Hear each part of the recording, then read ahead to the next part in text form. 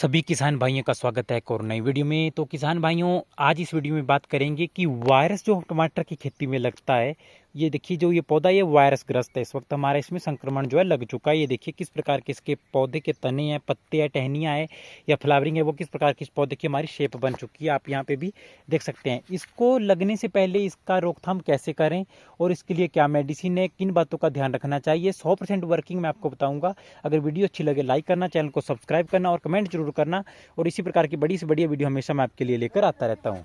ठीक है किसान भाइयों। तो किसान भाइयों, वायरस लगने से पहले लगने का मैं सबसे पहले आपको बताना चाहता हूँ कि किसान भाइयों, वायरस लगने का जो मुख्य कारण होता है वो होती है व्हाइट मक्खी। ठीक है, चूसक कीट होते हैं, उनकी डंक की वजह से उनमें एक ऐसा इंसेक्ट्स होता है वो भी खुद कि जिससे कि हमारे पौधे की जो ग्रोथ होती है वो रुक जाती है, पौधा हमारा बढ़ना भी स्टार्ट हो जाता है। और धीरे धीरे ये वायरस क्या होता है कि एक खेत से दूसरे खेत में या एक पौधे से धीरे धीरे बढ़ता है, एकदम से नहीं बढ़ता है और एकदम से नहीं लगता है।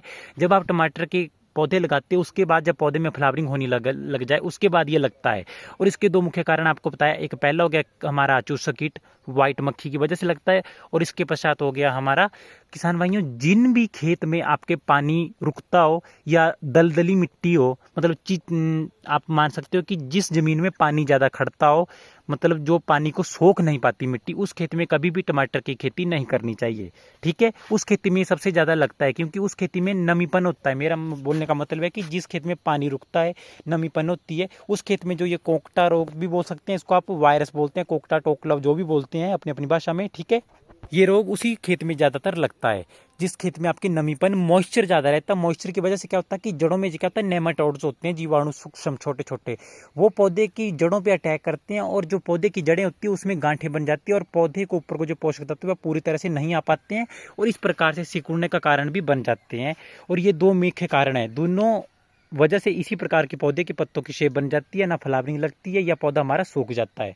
तो इस बात का आप विशेष रूप से ध्यान रखें। ठीक है, तो इसके इलाज सबसे पहले तो ये किसान भाई कि जब भी आप खेती करते हो सबसे पहले क्या होता है कि जैसे हमारा पौधा बढ़िया है कुछ हद तक, तो ऐसे पौधे हमारे सभी बढ़िया होते हैं। जब बढ़िया आपके पौधे किसान भाई, तो जो वायरस लगता है मक्खी की वजह से, एक तो अगर आप टाइम टू टाइम इंसेक्टिसाइड और फंगिसाइड का प्रयोग करते रहते हैं चौथे पांचवें दिन एक रेगुलर रूप से, तो किसी भी प्रकार की आपकी खेती में रोग नहीं लगेगा। ठीक है, तो क्या होता है कि ये चूसक कीट आपके खेत में आएंगे ही नहीं तो होगा भी नहीं। और खरपतवार भी खेत में नहीं होना चाहिए। खरपतवार में काफी चूसक कीट हमारे रहते हैं जो कि सीधे रात होते हैं हमारे पौधों पे अटैक करते हैं। तो आप अगर टाइम टू टाइम स्प्रे करते हैं तो ध्यान रखें। और आप जब भी टमाटर की खेती करते हैं तो आप इस बात का विशेष ध्यान रखें कि जब भी आप खेत में डेली सर्वा होना चाहिए, डेली आप हर पौधे को देखें, हर खेत में आप एक एक चीज को देखें, कौन से पौधे में क्या रोग लगा हुआ, कौन सी पत्तियां सिकुड़ चुकी है।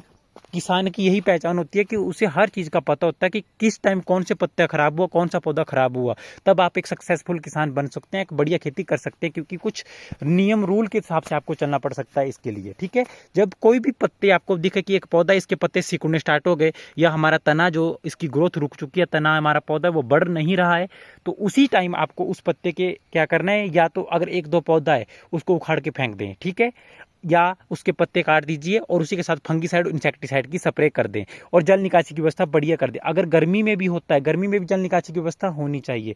अगर पानी बारिश की वजह से ज़्यादा हमारे खेत में रुक जाता है तो नेमाटोड्स को एक मॉइस्चर मिल जाता है रहने के लिए। जितनी ज़्यादा टेम्परेचर हाई भी रहता है लेकिन एक नॉर्मल हिसाब से होना चाहिए। ठीक है, तो आप उस बात का विशेष ध्यान रखिए किसान भाइयों। बढ़िया जानकारी दे रहा हूँ, सही जानकारी दे रहा हूँ, मैं खुद अपना कर आपको बता रहा हूँ कि जिस खेत में मॉइस्चर रहता है, पानी रुकता है, एक हमारी जिस जमीन होती है दलदली, उसमें ज़्यादातर रोग लगता है।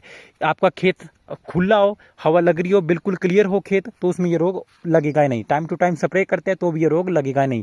और जैसे ये रोग लगता है, मान के चलो आपका लग गया, तो एक दो पौधे में पहले लगेगा, फिर उसी पौधे को आप या तो उखाड़ के फेंक दीजिए। अगर एक दो पत्ती सिकुड़ी है, जैसे मान लीजिए आपने खेत लगाया पूरा खेत, ठीक है, एक पौधे को आपके बीच में ये हो गया है, तो दो चार पौधों में नॉर्मल है, फिर इसके क्या कर सकते हैं, आप पत्ते काट दीजिए और इसके साथ फंगीसाइड इंसेक्टिसाइड का प्रयोग करें।